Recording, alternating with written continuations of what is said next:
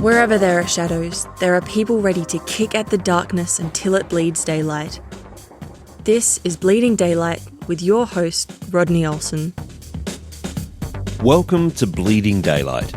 Please connect with us on Facebook, Instagram and Twitter. And don't forget to share episodes with others.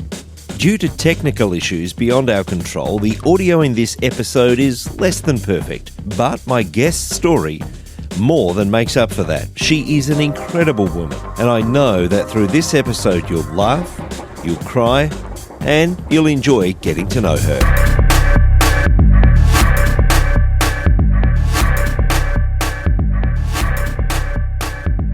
Laura Padgett faced the pointing fingers of those who considered her to be unworthy.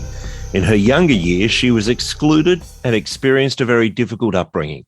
Life certainly changed for Laura, and she spent many years opening the door to others who faced discrimination and exclusion. She's an author, speaker, dancer, and podcaster who shares stories of inspiration and transformation. I'm so pleased that she can join us on Bleeding Daylight. Laura, welcome. Thank you, Rod. Thank you for allowing me to talk with your audience. I want to take you back to those difficult growing up years. Tell me what life was like for you in those early years. I talk about this with the greatest affection for my parents, but unfortunately, they suffered from the disease of alcoholism. That disease rendered them rather incapable of being parents. I mean, they were mechanical parents. They went through the motions. Emotionally, it was just simply not something they could avail themselves of.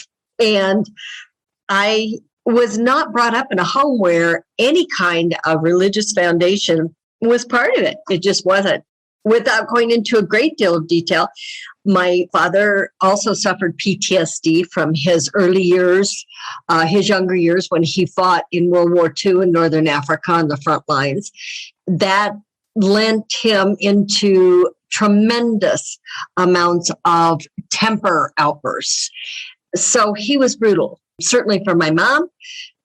So as kids grew up witnessing domestic violence, and often for us as well, what would be considered abuse today. He passed away when I was 16, and my mother just sort of drifted away. So my sisters and I were kind of on our own from when I was about 16, 17 years old. And I went to college and didn't do very well there. And then when I came home, back from Fort Collins, Colorado, where I was in college, my life was just floating from day to day to day. Ron, I just wanted to survive. And the only way I knew how to do that was to work, try to find solace in the same things where my parents had imbibed, and that would be alcohol and drugs. Because my parents were what we would consider a mixed marriage, religiously. My father was of one faith that did not accept divorcees. My mother was of another faith, and she was divorced. So us kids were not considered, us little girls were not considered legitimate. And therefore, we had no place in God's kingdom, according to the people who apparently were the gatekeepers in those days. In those early years, you mentioned sisters. How many were in the family? There were three girls altogether. I'm the middle. The older sister was 2 years older, and the younger was about 15 months younger. So actually, I think we were all 15 months apart. When did you realize that the sort of environment you were in was not normal? I think I knew there was something sort of, as my favorite detective Sherlock Holmes would say, there was something afoot. But I think that was only when I would go to some other friend's house to stay with them overnight. And their parents didn't fight and drink, and there was a furniture crashing. And so I began to understand that maybe something wasn't right in my family. But I can't tell you, because my father died when I was young. He had a malignant brain tumor, which was another trauma to watch him die for a year of that and not understand what was going on. That was all service connected from his years in the service as well.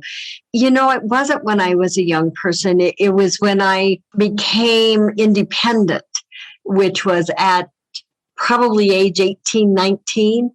And I just wanted out. I just wanted to get out like so many kids in those situations. But I didn't have any place to run to. So I can't tell you about normalcy. I had nothing to compare my life to other than understanding when there was some sort of an invitation elsewhere to get me out of that. What about the other people surrounding you? I mentioned in the introduction that there were those who wanted to exclude you, and I recognise that some of that comes from that mixture of a family that believed in divorce and a family that didn't, and Yep. you're the product of that. Who were the people that were pointing fingers in those days? The people that were pointing fingers were when my father took us to his church to say, these are my children, I want them confirmed in this faith. And they said, no, absolutely not. These kids are not legitimate. We can't welcome them into God's kingdom. They basically spiritually don't exist. And I heard that. I would think I was probably 10 or 11. Those words are still very intense if I focus on them. I do talk about that in my first book, where I talk about my conversion and how hard it was to get beyond that. As far as socially goes, I really don't think, Rod, that I hung out with people who didn't accept me. I hung out with people who were like me. You know, we were partying, man. We were having a good time. We were having a good life as far as we knew. With that ringing in your ears from that very young age, I'm wondering how you started that transition to start to believe that actually you were accepted by God. Well, I had a Damascus experience when I was 26 years old, 26 or 27. I actually moved out of Denver, Colorado, which is where I was born and raised, and moved over to the Western Slope, which interestingly enough is where I live now. It's a little town called Montrose. And I mean, I just ran out screaming. I just had to get away because my father was gone. My mother was actively drinking and creating a lot of legal troubles that I couldn't have supported anymore. So when I was about 25, 26, I had already trained in the operating room as an OR tech. So I had jobs wherever I wanted to go. And I just came over here to this little town. I saw an ad in the what we call trade rag. And I think I hung out here probably for about a year. Different people somehow would come to me and start talking to me about this God guy. And I was like, yeah, You talk about leading daylight. Eventually, there was a gentleman that I met who was very nice to me, but would always come over and just hang out with me, just have beers and maybe a cigarette. And we'd sit there and talk. And then one night, he too started talking to me about this Jesus guy. And I'd already had several friends who tried to introduce this to me. I just was livid. I said, that's it. I'm done. Out, get out. I screamed at him and let him know that, he had really crossed the line. He left a Bible on my table and he walked out. And he was just a lovely man. And I just was fuming. Rod, I was fuming. I was flying around my house like just a wild woman. And I went to bed that night and had a dream. I remember screaming right before I went to bed, whoever you are, Jesus, God, whoever you are, you know nothing about pain. You know nothing about rejection. You know nothing about nothing. And I went to bed. And that night I had a horrible dream where I could feel such intense pain in my wrists and my feet. I woke up I thought I was having a heart attack. And I got up and went out in the living room and I had left a light on. And at that light stand, there was that Bible that this man left. I remember his last words to me before he left my home they were, just ask. So I sat down and I read and I asked. And I still wasn't convinced. I read the book of John until dawn and I still wasn't convinced. So because God had given me friends around me, I began to ask them, well, who is this dude? I talk about in the book where I tried to return the Bible. Couldn't find the guy. No one had ever heard of him. No one had ever seen him. Talk about thinking you're just about ready for the farm for the bewildered. I mean, I was like, whoa, never did find him. But I started asking other friends and eventually after attending different churches and things, which was another thing. You can imagine how I felt about going to church. But after doing that for a while, one night, actually, it was a morning time. I sat down and just started crying and saying, okay, this dude's real. Okay. I was probably 27, maybe 28. So that was when I knew he's real and he wants me, and he's gone to a lot of trouble. So, you really have to give the guy credit, whoever he was, and I remember looking at a friend of mine one time, and you have to understand, Rod, that the home I came from was a Sicilian American man and an Irish Italian woman. And Sicilians in Colorado were not considered white people until probably sometime in the 70s, 80s. There were a lot of reasons that people do those things. They're horrible, but that's the way it was. So I remember yelling at one friend prior to when I accepted Jesus, and you want me to believe some white guy on a cross cares about me?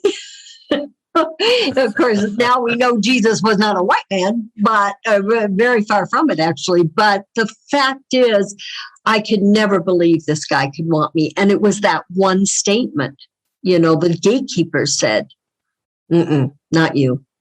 So that was that. But when I did accept him, I met a woman named Dolores in one of the churches I attended, and she was 65 years old and I was 26 or 27 in there. And it was Dolores who brought me through dismissing the lies, getting me into recovery from the effects of alcoholism, teaching me how to forgive, and teaching me I was forgiven. It's interesting that you still had to go through that process, because we often think that people come to know Jesus and then life is just wonderful, but we know that that's not the case. No. Tell me a little of that journey that you had to go on from that moment of saying, okay, this Jesus guy is real. I'm prepared to admit that. I'm prepared to accept that he's chasing me down. What was the process after that for you? It's still going on, isn't it? I mean, every day. Things are changing in my heart, my soul, and my personal spiritual inventories that I try to take daily. I think that in the immediate time, it was my support system of my church, my two best friends who are also Christians, who are also here in Montrose, so we see each other, and Dolores and her husband, Trevor, and their insistence that no matter what, I belong. And I talk in my first book about going to their house for a Bible study, having Dolores invite me to help serve tea. And see, I always, in my family of origin, my older sister was absolutely gorgeous. She was a head turner. She really was. She still is. And my little sister was very shy and kind of lived in the basement, honestly. And I was the constant trying to please everybody. So I was the honor student. I was the pom-pom girl. I was the National Honor Society captain. I was. My grades were okay, but more, it was important to try to find a place I fit in. So that transferred into my walk, still trying to fit in with what other people thought and what other people prescribed for me to be. So that was a long journey, learning how to say, I'm okay the way I am. I need work. Oh boy, who doesn't? But understanding that the opinions of even the righteous, as they may see themselves, they're not necessarily relevant to what God says about me. And Dolores helped me to see that. I went through a bad marriage and a divorce. I married someone that Dolores and Trevor said, I don't know about this. I had a child, and it ended in a divorce and a lot of pain, a lot of resentment, but still trying to find my way through. And still having this anchor of a woman who kept sending me scripture and kept, by then I'd moved back to Denver. So I wasn't really with my Lifeline people. It was a journey. It was a tough, tough time, even after I came to know God and Jesus. I had to let go of what the world was telling me in order to embrace what Jesus was telling me. But I'd lived so long in shame. I'd lived so long in blame. I'd lived so long in not enough. And at that moment that you decided, yeah, Jesus is real, there's this sense of being accepted, which is something that you'd obviously always been searching for. But how long did it take for that to actually drop from the head to the heart for you to finally realize, actually, yeah, he does accept me no matter what? The only answer I can give you is an honest one, and that is from time to time, I still slip into it, Rod. I still slip into the people-pleasing, the perfectionism, and that comes from growing up in the effects of alcoholism.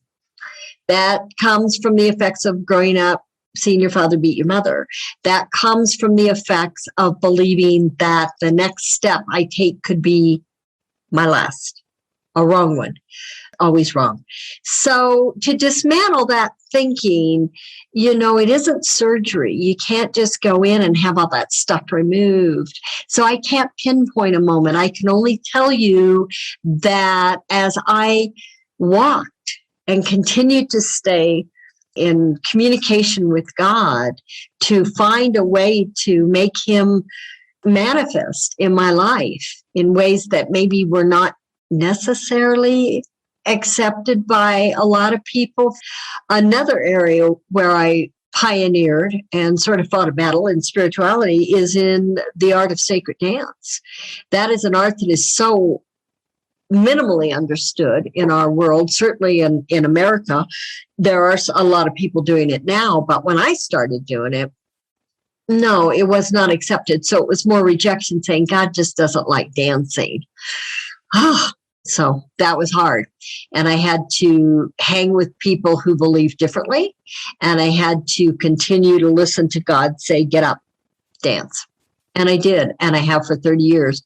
And I've been from Anaheim to Ottawa doing just that, teaching and praising God in movement. So it's just a process, and it continues. And I am certainly assured today of his love. I'm assured today of my need every day to be in his word and in his will.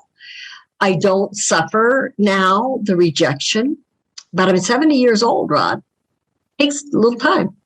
I'm wondering about the sacred dance that you mentioned there. I said in the introduction that you're a dancer. That's Take right. us through that journey. What drew you into that? And tell us a little about it. You say that it wasn't generally accepted, and I would imagine that there's still people who say, oh, I'm not sure about that. That's right. Help us understand a little about it. Okay. Well, first of all, I had always danced in clubs and stuff. Okay. So dance has been a big part of my life, but my people could never afford lessons. So when I finally could afford dance lessons, I was a Christian now, but I didn't know there was anything of sacred dance. I decided I was going to go take dance class. And because of my Celtic roots, I went and took Irish step dance. And I was in my 40s when I first put on those shoes. And I danced and I danced and I danced. I competed and I performed. There was always something missing. I also did tap and clogging and different forms of dance because now I could afford to fulfill this dream of this art I wanted to learn. One day I was actually teaching a class down in downtown Denver, and this teacher came over to me. Well, I was taking a class of tap with her, and she watched my movements and she said, "You're an Irish step dancer." I said, "Yes, I am." And we have a real different way of doing things. If you watch a tap dancer and you watch an Irish step dancer, you'll see a great deal of difference. And she caught it right away. She said, "Would you teach a class here?" And I said, "Well, all right then." So I taught a wee class, and she came up after the class had finished, 6-week class. And I said to her, I said, "Miss B," I said, I just am so missing something in dance, or something not right. It doesn't feel full. I just don't feel full. She said, "Well, what do you think you'd like to do, Laura?" And I said, "Oh, I love Jesus. I'd love to dance, praise dance." And she said, "Well, I have somebody for you," because it turned out she was a Christian too. And she belonged to a thing called the Sacred Dance Guild in the Rocky Mountain region. So she sent me up to Boulder, and I went up there, a group called Grace and Glory, in a charismatic church, a church where they did do dance.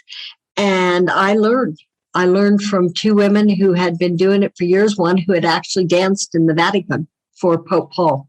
I began to understand the connection between heart and soul, because my heart would hear a piece. It still does every day. It still does.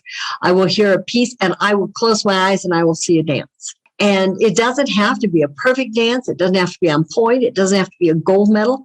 It just is praise. It's just give myself to him fully, even with my body, which in so many cultures, bodies are seen as sort of extraneous.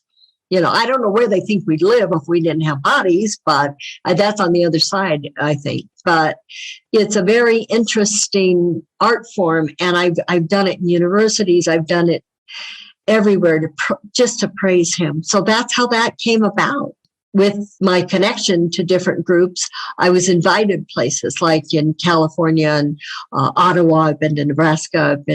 God has taken me a lot of different places to share that art. To God, we are all on point. We're all gold medalists. We are all, absolutely every single one of us, our pictures on his refrigerator, no matter what our gift is. The church seems to have embraced music and worship in music, but Sure. we seem to have lost connection with a lot of the other arts, with painting, with sculpture, with dance. Correct. Why do you think that is? Well, I could tell you the age of existentialism and people like Immanuel Kant, who convinced the world that the mind was really all that mattered. And then along came some people and said, well, okay, we can connect the soul to that. When I was doing my master's degree, I did my master's degree in this on the evolution and dissolution of sacred dance. And people like Isadora Duncan and some of the very famous modern dance artists were doing this in the 30s and the 40s because they realized the soul connection with the movement pieces. And I did a lot of studying of their work and a lot of studying of what they had brought forth. Now, they were primarily modern dancers. They were trained dancers. Some were ballet. Those people already had a troupe that was dance trained. So I think as I studied, what I discovered was the body became something dirty as we began to look in different religious traditions, especially women's bodies. Oh, my. So we didn't want to see bodies. I don't know how they expected us to get to church. I really don't.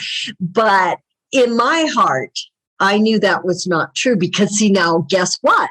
I was already very practiced at dismissing world messages in favor of God's call. So I knew.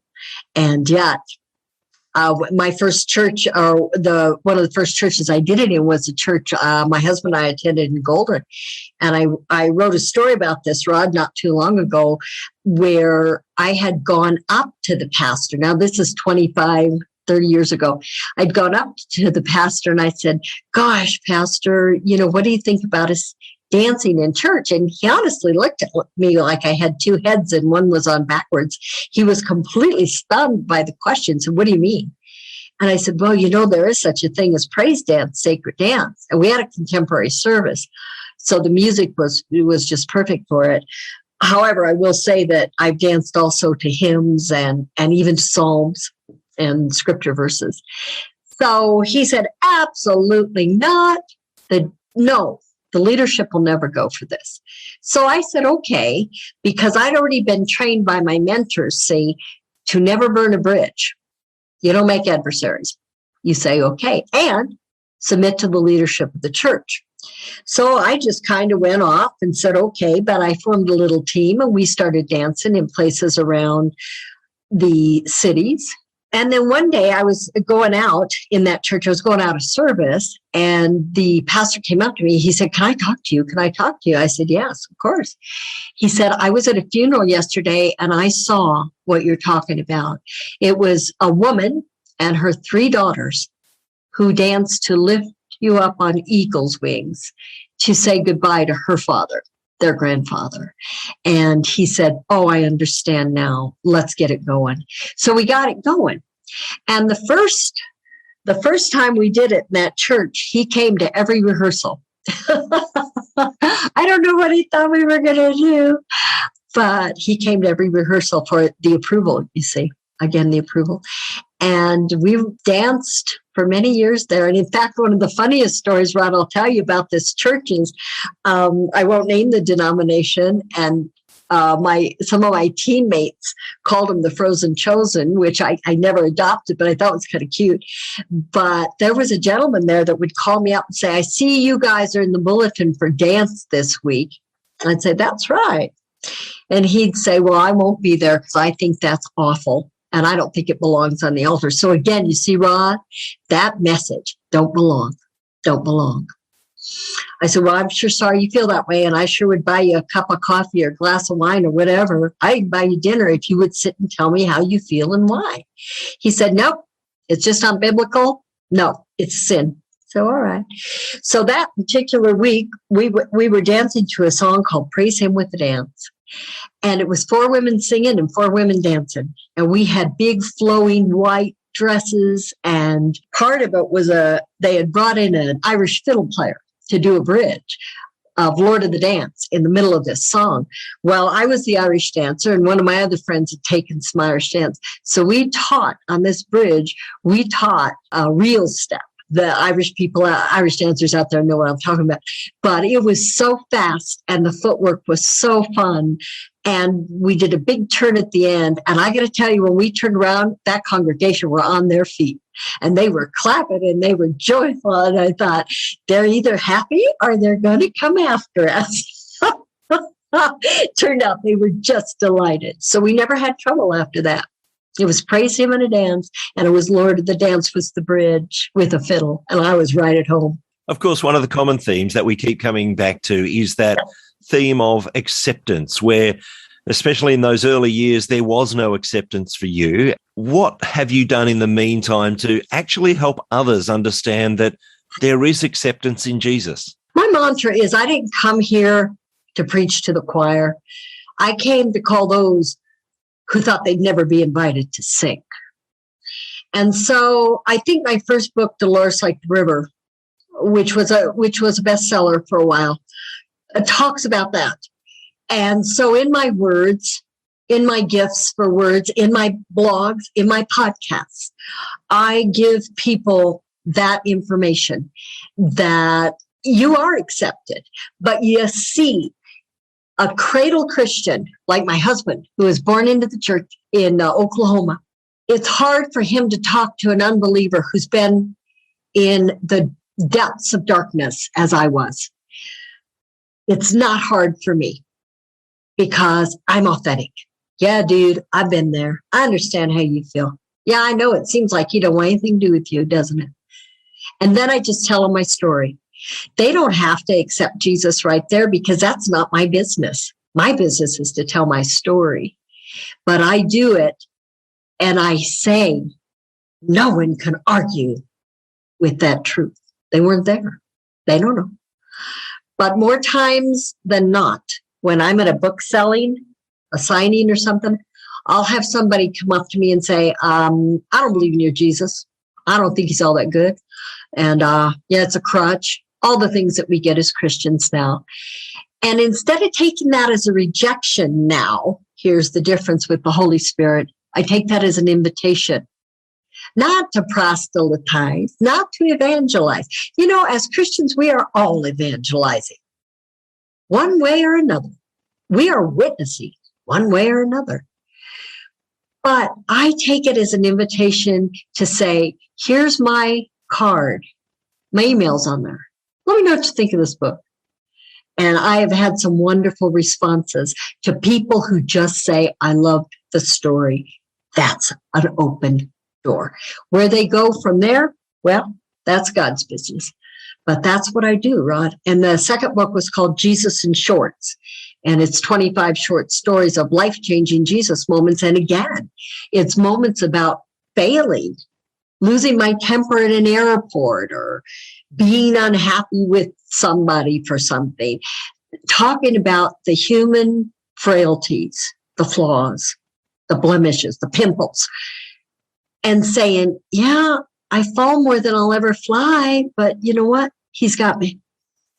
And so that was a really fun story of that one. A young woman who was an unbeliever came up to me at a book signing a couple years ago and said, "Oh, Jesus in shorts, that's real cute." Because the picture on the cover is some legs in shorts, not a Speedo, Rod. We're very modest, but it's Abercrombie or whatever those are, and he's walking in water. And I wanted that purposefully, not walking on water. I know about his deity. I think most people do. I wanted folks to see his humanity. He's walking through that water. Anyway, this young woman came up. She said, well, I would never buy this book, but I have an uncle who's a pastor, and his birthday's tomorrow, and I'm kind of desperate, so I'll buy it. But first of all, I want to see if you're a good writer. I said, well, that's up to you, love. So she sat down and she said, can I read a story? I said, yeah, sit down, have a cup of coffee. So she did. And the particular story that she read was one about my life, Rod, and I'm going to tell you this. I am an elf. Yes, ELF, elf. It's one of my ministries, which is a whole other thing God's called me to do. But in that story, I talk about wanting to hang up my elf shoes again, Rod. See the pattern? So many Christians had come at me and said, this is secular and you are disgracing this holiday. You are disgracing the cradle of the Lord. So I started thinking, oh dear, maybe I am. So I was going to hang up my elf shoes. I had a dream. I believe in dreams. And God said, no, you're going to honor your commitment to the city planners there at Golden in Colorado. They're the ones that they're counting on you. And I happen to be the captain, Rod. I'm captain of the elves. So I got my little elves together and I thought, okay, fine.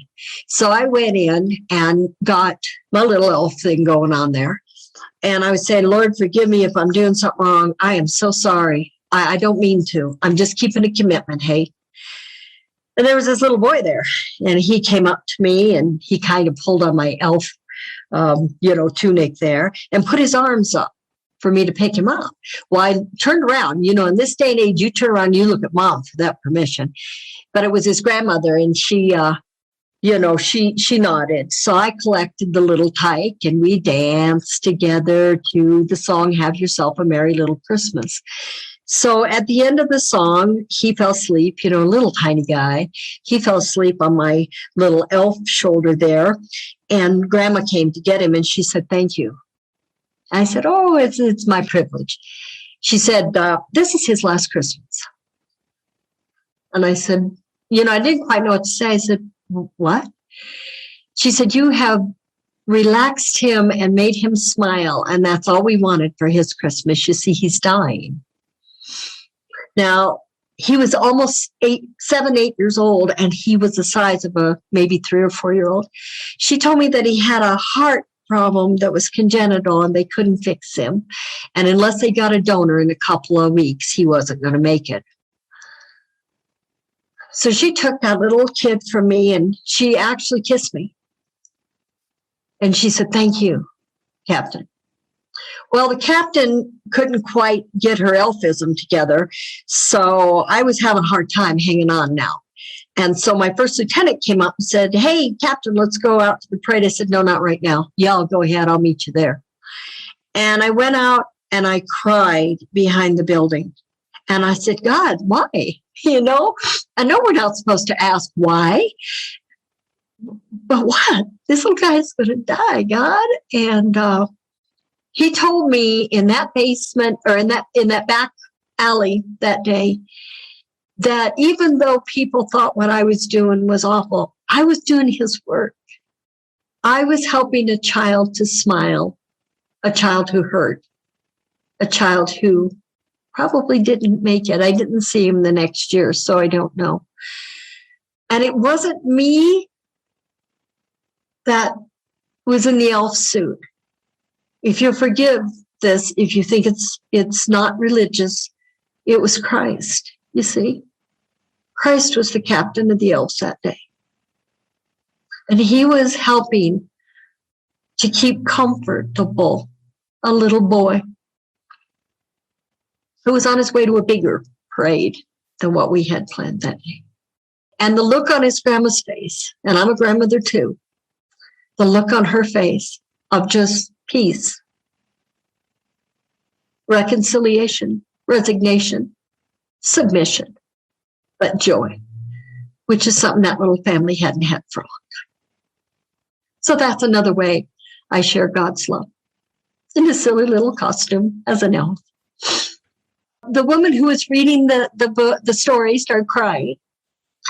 And she looked over at me and she said, I will take 3 copies of this book, one for my uncle, one for don't sign the name, and one for me. She emailed me a few months later and told me she was beginning to investigate this Jesus guy. I'm sure that by now my listeners have come to the understanding that you are a very gifted lady. I mentioned at the start, author, podcaster, and all these different things, dancer, and people have come to understand that. I'm wondering for you, who has battled with acceptance, when did it begin to dawn on you that these gifts and talents came from a loving God who wanted to pour his blessings into you? So when I first knew my gifts were from God, well, I think when I first knew that the dancing was from God was when I stood on a national competition stage in my late 50s as an Irish step dancer and took a gold. That had to be God, dude. I was older than everybody there. No, that's a joke. But I think just the fire in the belly to write that blog, the fire in the belly to write that story, the fire in the belly to give birth to 2 books, the fire in the belly to continue to dance, and that those gifts would not be denied by anyone. And I think that was my realization, that I am gifted, but no more than you, my friend, no more than any of you listeners. Please hear me when I tell you, you are gifted, you are an artist, you're created in the image of the greatest creator, the greatest artist. And I think I began to know it as he began to open the doors, but probably even before, the fire in the belly. And when also I saw him minister through sacred dance to people who were hurting and would come up to me and say, thank you. That helped me. And that's uncomfortable for me, Rod. I'm going to tell you that right now. It's uncomfortable for somebody to come up and say, oh, thank you. That was so beautiful. I want to say, I didn't do this. I'm just the canvas. Jesus is the artist. We've seen some glimpses of what life is like for you now, but I'm wondering, as we look in those early years and how difficult it was for you to now, what does life look like for you today? Today, it looks like a way to understand that I'm not perfect and I will make mistakes, but I have a place to go where I can say, I'm sorry. Today, it looks like a roadmap that changes every day, which is brilliant. I love that. God knows that I'm probably a little ADHD or something. I get bored really easily. But that's what it looks like. It looks like today, the hope. Today, the ability to use the gift wherever I go, even if it's just to look at somebody and smile and say, hey, how you doing? That's what it looks like, Rhonda. It's a hopeful day, and it has been for many, many years. And our family still suffers under the weight of alcoholism and that disease, and we still suffer under many of the psychological issues that are bound up with that. Today, it looks like an opportunity to walk into rooms where there are other children of alcoholics recovering and take a speaking podium and give them my story. Today, it looks like purpose. You mentioned earlier that you're 70. And you've waited until you turn 70 to actually start releasing a podcast. Tell me about your podcast. My podcast is named after my blog, Livin, What You're Given, at every age and every stage. Because accepting where we are, accepting who we are, accepting whose we are, to me is the way we live what we've been given. I've no control over what I was born into. I've no control over anything, most things that are going on in my life. But to live each day that I've been given, to live the gifts I've been given in a way to show glory to the great gift giver. That's what that podcast is about. And right now we're in a series called Pivoting. And I'm talking to people because in COVID, we've had to pivot again and again and again. And we're going to pivot some more, I'm sure. But the fact is, people have been pivoting for many, many, many, many centuries, however long since God has put us here. And I'm talking to people right now who have pivoted in and out of some pretty tough stuff in the effort, making an effort to give people hope. I don't preach. I don't teach. Every now and then I tell a story, but it's there, just living what you give it.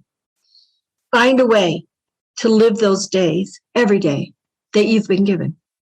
Whether you like what's going on or not, whether you agree with what's going on or not, you're breathing. It's a lot more than a lot of people doing right now. And our gift, they always say, life is God's gift to you, and the way you live it is your gift to him. And I think that's probably true. And I waited till I was 70, and I'm going to tell you a little why, just tiny why. First of all, I never even thought about doing a podcast. I had done some radio when I was in Denver, about 2.5 years. But I was busy selling books, doing events, doing speaking engagements, teaching dance, choreographing musicals for churches, things like that. Podcast, you're kidding. Well, boy, here comes COVID. And what's out? All the above. You're not doing any of that. So I got hooked up with our friend, Eric Nevins, and he had interviewed me because he wanted to hear about the life of an elf and other things, my books too. He is a blessed, dear gift. But he said to me, I think you might want to consider doing this. So I got a hold of him at the beginning of COVID, and I started going to classes and to school and hanging out with y'all. God kept throwing that 70 out, going, hey, this is what I want you to do. Because I want you to tell older people, you are not done until I say you're done. And you can find a way to do stuff. If people want to get a hold of your books, read your blog, get in touch with you through your podcast, where's the easiest place for them to go? Go to my website. It's called Laura L. Padgett, PADGETT.com. And if you go there, there's a contact tab, and that will give you my email address. And if you want to hear any of the podcast episodes, that's where that is also. You can find me on Facebook, my author page. I have a personal page. I have an author page. I have emails, and that's where people can find me. You can order books on Amazon, or you can go to my website. My blog, I try to write once a month. That's what I do. And I'll put a link to the website in the show notes at bleedingdaylight.net so that people can get that easily. It really has been a delight to speak with you. Thank you so much for your time today on Bleeding Daylight.